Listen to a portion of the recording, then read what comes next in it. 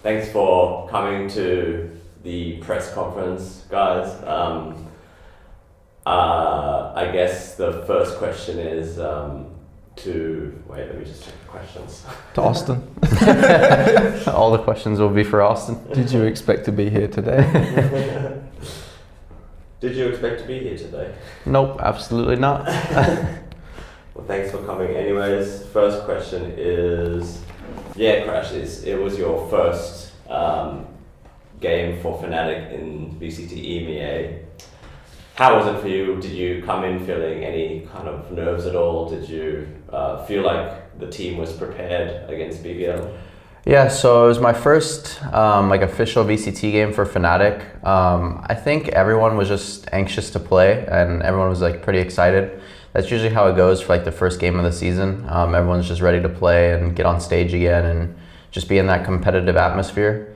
I feel like we were pretty prepared, to be honest, for that game. Obviously, unfortunately, we lost, but I do feel like going into that game, we were mostly prepared. Chris, what was your standpoint on preparation as coach going into the first match, and where did you guys kind of see BBL as an opponent? I mean, I think we're pretty prepared. It's always hard to know going into the first game of the season, particularly with two new players. I think you can try and replicate as much as you want in scrim, strategy, match environment, but a match is always very different. So I think we're prepared. We had a lot of time to iron our stuff out. Obviously that didn't show on some of the maps, but yeah, I think that the preparation wasn't a huge problem. Were you guys surprised, this can go to either of you, surprised by that Sage pick, and was it annoying actually playing against it in game? I think Sage is an uncommon agent in general at the moment. She is annoying with her wall and slows. She's a very frustrating agent to play against. I think it showed in some of the gameplay. I think we were too slow on some of the rounds and got caught off guard, particularly on defense. Then we got things rolling, and then we basically just lost a couple of rounds because they Sage walled and Sage slowed the sport entrance while we were trying to retake. And I think we just didn't adapt quite quick enough to the Sage. I don't think it had a massive impact to our attack, even though that looked like the more problematic side. But yeah, their post plans and stuff were the Sage was annoying for sure. Yeah, and from your perspective, actually playing against it? Yeah, I mean, he kind of basically said everything. We just played a little slow at times, and especially against Sage, you can't really do that. She has Sage slows and the walls, and when you're trying to execute the site, I remember getting slowed a few times and just delayed, and it just runs the time down. So we just didn't adapt as fast as we could, and then defense side, we came back a little bit, and then just lost. Like he said, she was just Sage walling our spawn and just making our retakes a little slower. So yeah, I mean, it wasn't a crazy pick that shocked us, but it was just an off meta pick, to be honest. And now moving on to Fracture, what was the in between game map talk going into Fracture? Do you remember, Austin? Yeah, I mean, I came out of that map just saying to everyone we're fine. It was just a first map thing. I could tell people were just like I said, anxious to play again and getting back into the groove. I really wasn't worried at all going into Fracture.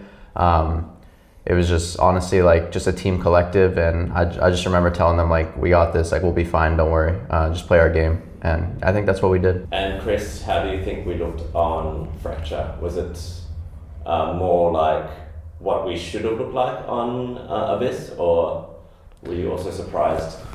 I think the Fracture was pretty good.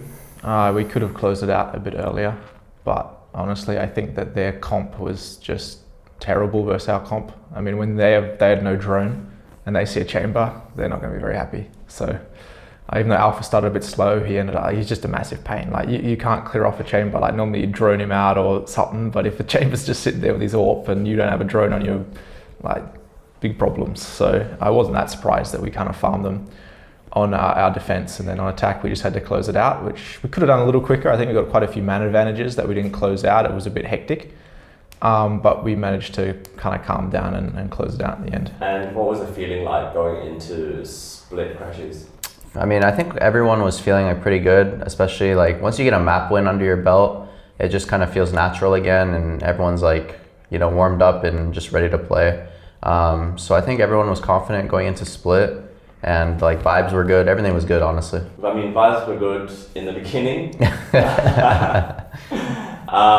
What do you, for either of you, was there a particular turning point in that map, if you guys remember, when things started going downhill? I think it was a it's not a slow burn, but it was kind of like I think when we started saying that we couldn't do stuff, that just wasn't true.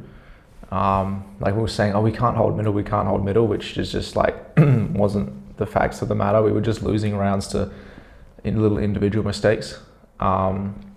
It took them until, like when we were looking at back, it took until, I think it was the 9-9 round.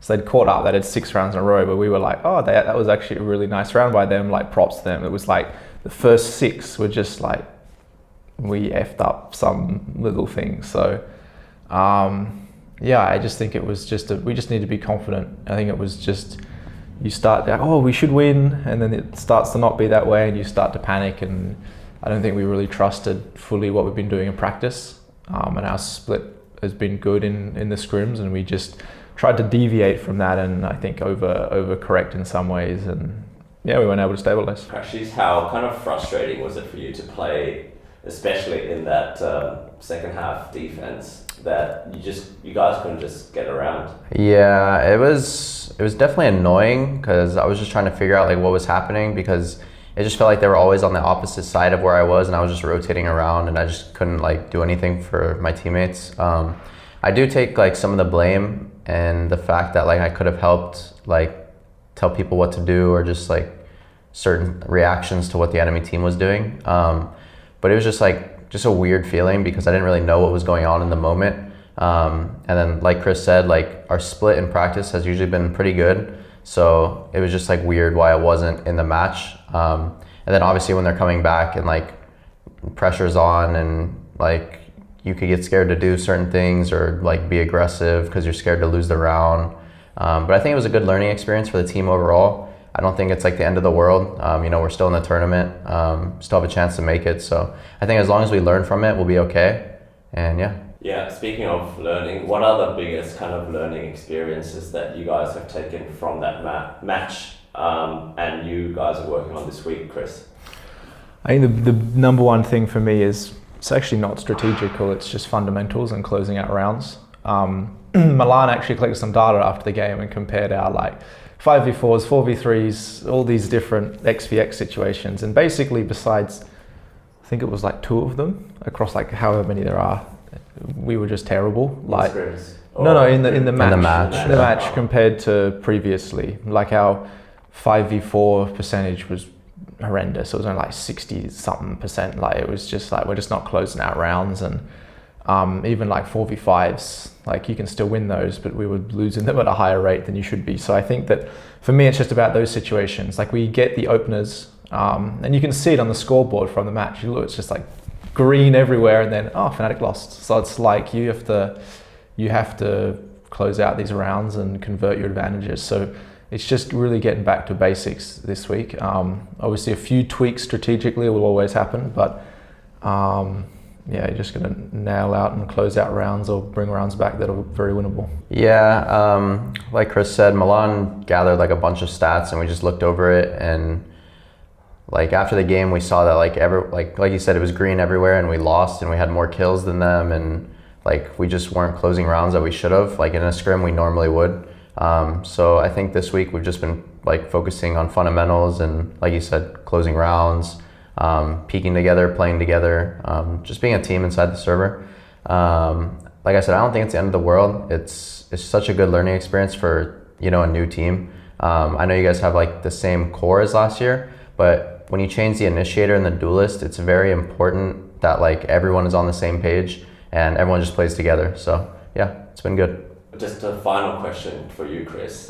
Just going off what Crashies said there, do you think playing with this new kind of roster, was it just growing pains going into the first match? For sure. I mean, as I said near the beginning, is you can get to know a player and get to see what they're like in practice, but a match is very, very different, and how teams gel together is very different.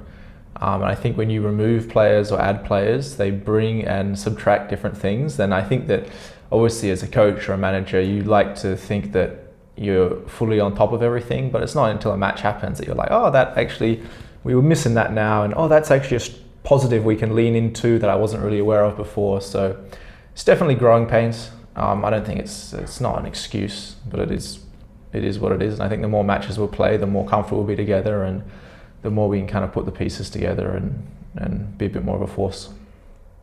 Awesome. That's all the questions. Do you guys have anything to add? No. Shout out to the supporters. We love you.